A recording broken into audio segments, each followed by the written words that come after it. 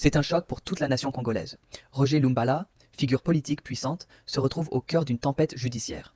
Accusé de crimes contre l'humanité, son nom refait surface dans une affaire qui réveille de vieilles blessures. Est-il victime d'un complot politique ou coupable d'actes impardonnables?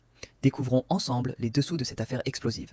Et surtout, abonne-toi à Actu Afrique 24 pour ne rien manquer des grands dossiers du continent. Que l'ex-chef de guerre congolais Roger Lumbala est jugé à Paris à partir de ce mercredi pour complicité de crimes contre l'humanité dans le nord-est de son pays en 2002-2003.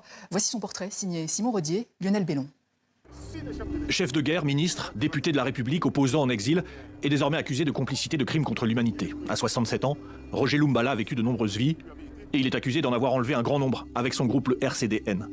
Une milice qui aurait été chargée d'effacer le tableau du nom de l'opération militaire menée en Ituri en 2002 et 2003. Cette opération, elle vise à prendre le contrôle d'une partie du Nord Kivu et de l'Ituri. Cette opération se caractérise principalement par énormément d'exactions, de violences sur les populations civiles, d'assassinats, de viols et d'enlèvements, et y compris d'actes de cannibalisme. Roger Lumbala aurait donc été le chef de cette milice lors de la Deuxième Guerre du Congo, un conflit international issu des soubresauts du génocide rwandais en 1994. En 1998, la RDC est dirigée par Laurent Désiré Kabila, qui a mis un terme au régime de Mobutu. Mais cette année-là, les alliances se renversent. Kabila fait face à des rebelles congolais et au Rwanda de Kagame, accompagné de l'Ouganda et du Burundi. La RDC est soutenue par la Libye, le Tchad, le Soudan, la République centrafricaine, l'Angola, la Namibie, le Zimbabwe. Un conflit surnommé la guerre mondiale africaine. Elle aurait causé la mort de plusieurs millions de personnes. Les exactions se multiplient aux confins de la RDC sur fond d'accaparement des richesses. À l'époque, Lumbala et le RCDN tentent de s'emparer d'une partie de l'Ituri, notamment autour de Mambasa, avec pour objectif le carrefour stratégique de Béni. Ce procès à Paris va raconter comment et pourquoi des civils ont été massacrés sur une courte période pour gagner des territoires et du pouvoir. Roger Lumbala est accusé d'y avoir pris part. Aujourd'hui, Roger Lumbala est mis devant les tribunaux pour les exactions qui ont été commises et qu'il a soutenues et pour lesquelles il a fourni des hommes et du matériel logistique. C'est pas un destin particulier, c'est le destin d'un criminel de guerre. Roger Lumbala a vécu en exil de nombreuses années en France. Il y sera arrêté fin 2020, avant de répondre donc de l'opération Effacer le tableau près de 23 ans après les faits. Son avocat estime aujourd'hui que son rôle est amplifié. La difficulté, c'est d'arriver à établir le lien en réalité entre un chef politique qui est M. Lumbala et des troupes qui ont commis telle ou telle exaction sur le théâtre des événements. Selon nous, au regard des éléments de la procédure qui sont disponibles dans le dossier, ces éléments ne sont pas caractérisés. Il me paraît évident qu'ils n'étaient pas informés des actes qui étaient perpétrés. Je ne sais pas s'ils étaient d'ailleurs perpétrés par le RCDN, en tous les cas des actes qui étaient perpétrés sur le terrain.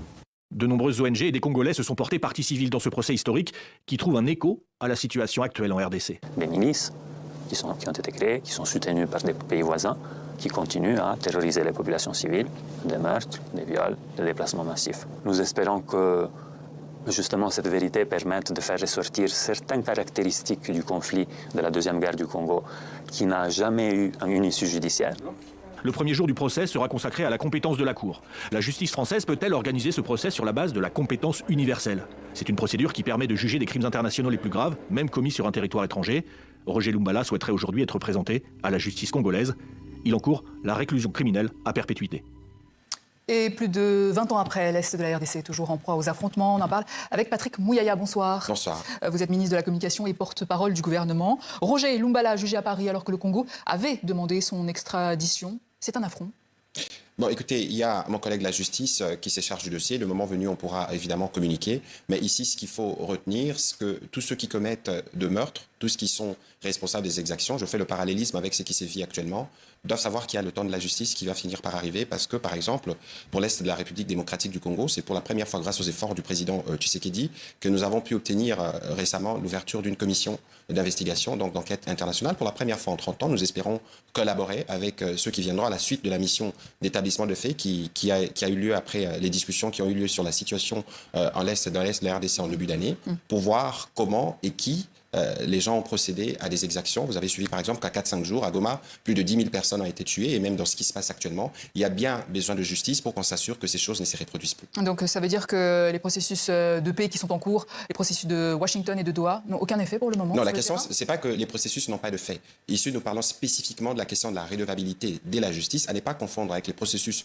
qui se tiennent au plan diplomatique, parce que les responsables de ces crimes de guerre, de ces attaques contre les hôpitaux, de ces attaques contre les camps des déplacés, doivent en répondre parce que c'est des crimes imprescriptibles. Mais pour le reste, nous sommes engagés d'ailleurs dès le début de ce conflit sur 5 fronts. Il y a évidemment un front militaire, un front diplomatique, un front économique, un front judiciaire et un front médiatique parce que nous avons sérié tous les problèmes. Et aujourd'hui, à la suite de la résolution 2773 et de la mobilisation internationale sur le sujet, nous sommes plutôt sur le plan diplomatique et à Washington, nous connaissons de progrès comme à Doha. Nous sommes dans les processus en phase d'atterrissage et nous espérons que cela arrive vite parce qu'il faut vite desserrer les taux et apporter les secours qu'il faut à nos populations qui sont dans des conditions humanitaires très difficiles. Donc ça veut dire que le volet politique qui est en cours et économique également n'ont pas forcément d'impact direct sur le terrain pour le moment, à l'heure actuelle? Écoutez, nous créons les conditions qui permettront d'avoir des progrès sur le terrain et je crois que la dernière réunion qui a eu lieu à Washington a donné plutôt des signaux plus clairs. En tout cas, pour nous, c'était clair qu'on ne peut pas parler économie, on ne peut pas parler développement de la région tant qu'il n'y a pas de stabilité, des stabilités qu'on puisse vérifier.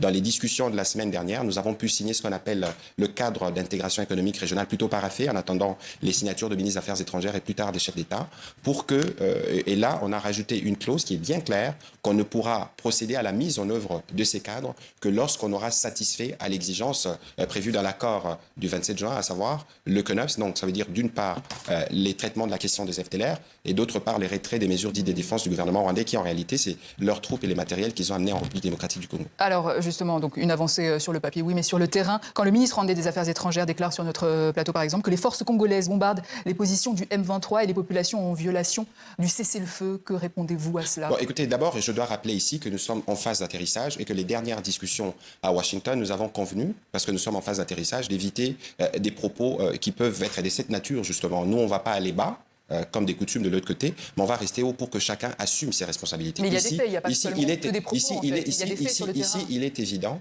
Il est évident que c'est le Rwanda qui agresse. Ici, il est évident, je le disais tout à l'heure, qu'en 5 jours, près de 10 000 Congolais ont été tués à l'occasion de l'invasion des Goma. Et nous savons depuis, vous suivez quotidiennement la situation dans l'Est, qui tue, qui gouverne par crime. Je ne voudrais peut-être pas faire la litanie des crimes qui sont commis, mais ici, c'est qu'il faut savoir, il y a un pays qui en agresse un autre. Et nous, évidemment, nous sommes dans une posture de légitime défense pour toutes nos populations. Et donc, nous qui devons protéger nos populations à tout prix, nous qui voulons qu'on desserre les taux pour que très rapidement nous puissions apporter l'appui humanitaire, on ne peut pas être responsable de ces bombardements. Et donc, il faut regarder du côté de celui qui nous accuse pour voir ce qui se passe sur le terrain et qui en est les responsables. Donc vous n'êtes pas responsable des bombardements Écoutez, ceux qui bombardent, ceux qui tuent sont ceux qui aujourd'hui sont les occupants et leurs supplétifs. Vous n'avez qu'à regarder. Vous renvoyez la balle en fait. La question, c'est pas de renvoyer la balle. La question, c'est que nous avons, nous, République démocratique du Congo, été agressés et c'est établi par tout le rapport. Même si du côté du Rwanda, c'est les seuls pays qui ne voient pas qu'il est agresseur. Mais si vous regardez, pourquoi avons-nous signé alors cet accord à Washington s'ils n'avaient aucune responsabilité dans ce qui se passe en termes de troupes, des matériels et de tous ces crimes qui ont été commis? Ici, nous avons sérier tous les problèmes, justement. C'est pour ça que nous sommes à Washington. C'est pour ça que nous sommes à Doha. Aujourd'hui, tous les problèmes sont à table. Et ce qui est attendu du Rwanda, c'est qu'il fasse sa part de responsabilité, comme nous faisons la nôtre, pour nous assurer que nous atteignons l'objectif de la paix que pourra consolider. Et c'est la paix qui entraînera l'ouverture à des opportunités. Alors, parmi les conditions et les engagements signés à Washington, il y a la neutralisation des FDLR. Mais visiblement, ils n'ont toujours pas déposé les armes. Que se passe-t-il? Écoutez, la question des FDLR, comme la question des réfugiés, comme la question du discours de haine, c'est des prétextes qui ont été utilisés par les Rwandais pour camoufler cette guerre économique. C'est la réalité. Et c'est bien pourquoi à Washington, je vais y arriver, c'est bien pourquoi à Washington, dans cet accord, c'est un accord qui règle principalement deux problèmes. La question de la sécurité, avec notamment la question des FDLR et les désengagements de force, et puis la question des conditions qui vont nous permettre de créer un espace de stabilité dans la région, parce que c'est la volonté du président Tshisekedi de dynamiter l'économie dans cette partie du pays et partant dans toute la